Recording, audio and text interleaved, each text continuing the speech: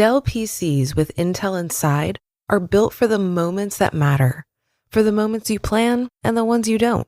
Built for the busy days that turn into all-night study sessions. The moment you're working from a cafe and realize every outlet's taken. The times you're deep in your flow and the absolute last thing you need is an auto update throwing off your momentum. That's why Dell builds tech that adapts to the way you actually work.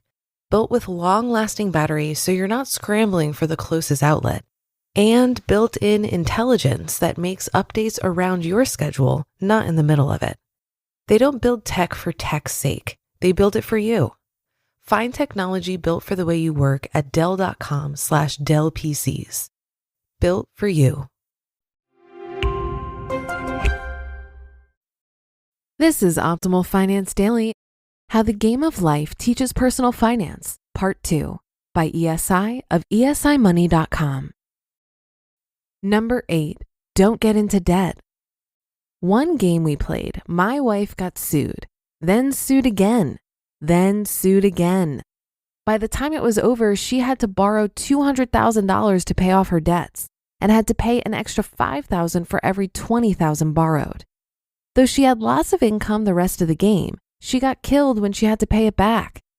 Key lesson, stay or get out of debt. It's a financial killer. Number 8, it pays to invest. At the start of the game, you can buy an investment.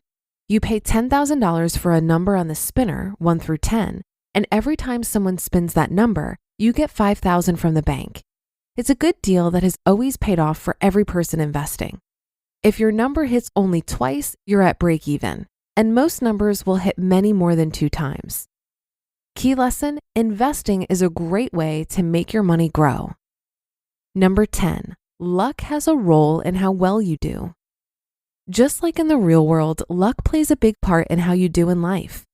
What numbers you roll, what cards you get, what spaces you land on, what decisions others make that impact you, etc., can impact your financial future.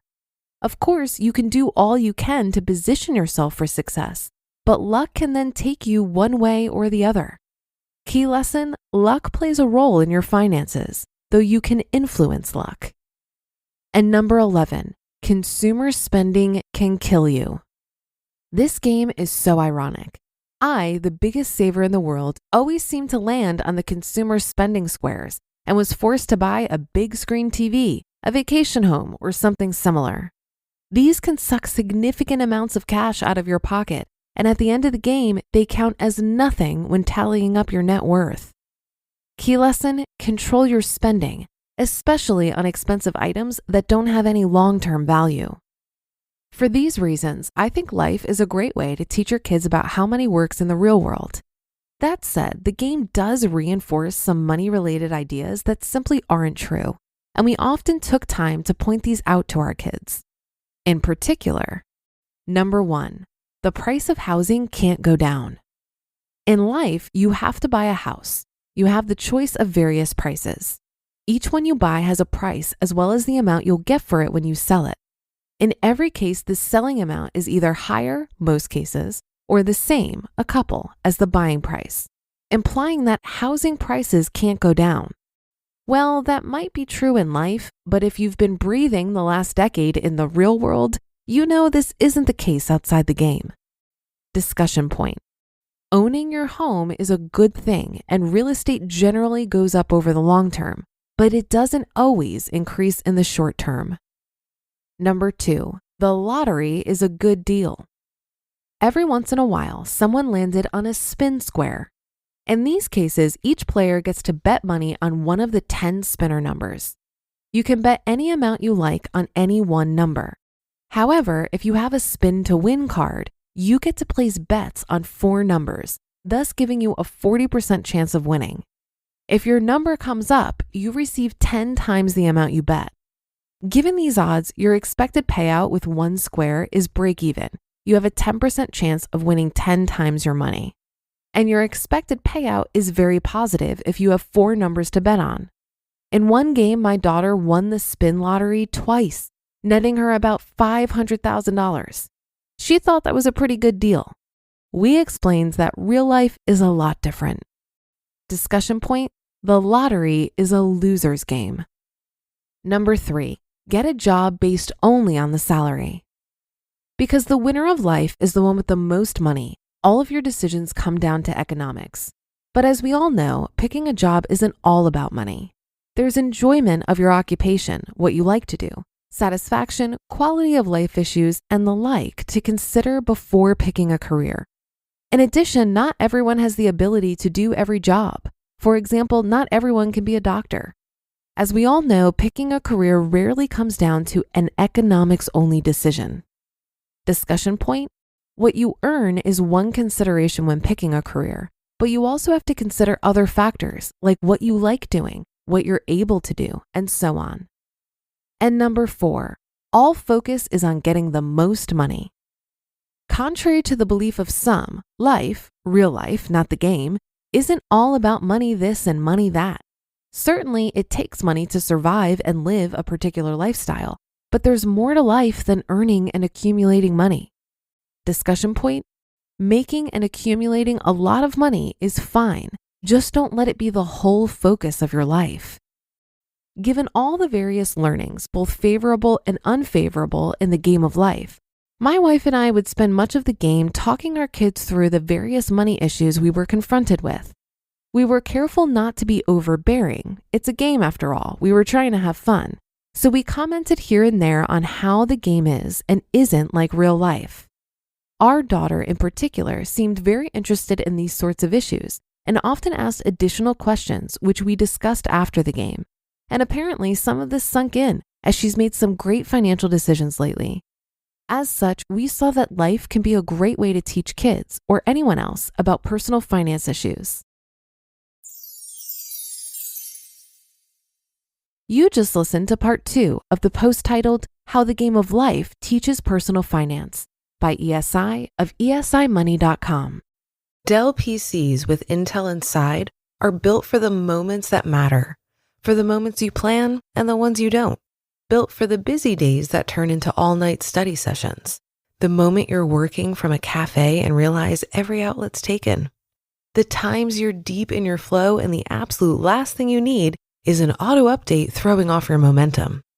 That's why Dell builds tech that adapts to the way you actually work.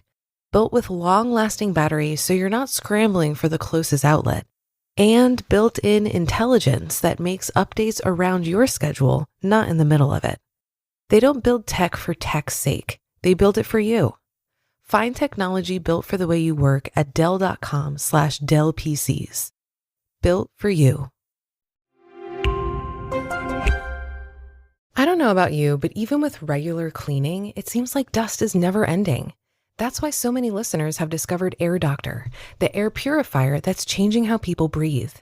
With Air Doctor, users consistently report fewer odors, reduced allergy symptoms, and noticeably better sleep.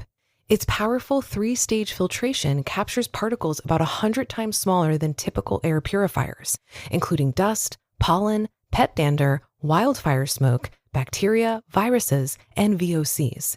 Plus, it's whisper quiet with an auto mode feature for optimal air 24/7 and filter change reminders, so there's no guesswork. And Air Doctor even won Newsweek's Reader's Choice Award for Best Air Purifier. Head to airdoctorpro.com and use promo code OFD to get up to $300 off today. Air Doctor comes with a 30-day money-back guarantee, plus a 3-year warranty, and $84 value, free. Get this exclusive podcast-only offer now at airdoctorpro.com. airdoctorpro.com. Using promo code OFD. I thought the points about career selection and how it isn't just about the money was worth noting today. When I was a kid, I thought earning the most money possible at a job or through a career was the main goal. But now I see that it's a lot more nuanced than that. While it's super trendy to tell people to follow their passion when it comes to work, I like the advice from Cal Newport's book, So Good They Can't Ignore You, which I think should be required reading for all high school seniors. Cal argues that following your passion is misguided advice. A better approach is to figure out what you're good at and then build up career capital. Become so good at what you do that you make yourself indispensable. Then you can trade that career capital for autonomy.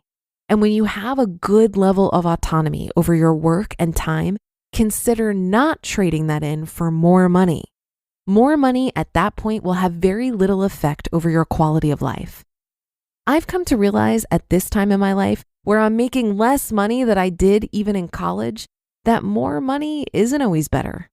At a certain point, there are diminishing returns for making more money that you don't need. At a certain point in your financial journey, your risk flips from running out of money to running out of time. I hope to teach our boy not to chase more money just for the sake of having more, but to have an understanding of how much is enough. And that's another episode of Optimal Finance Daily in the books. I'll be back with more content for you tomorrow. So have a great rest of your day, and I'll catch you on the Thursday show, where your optimal life awaits.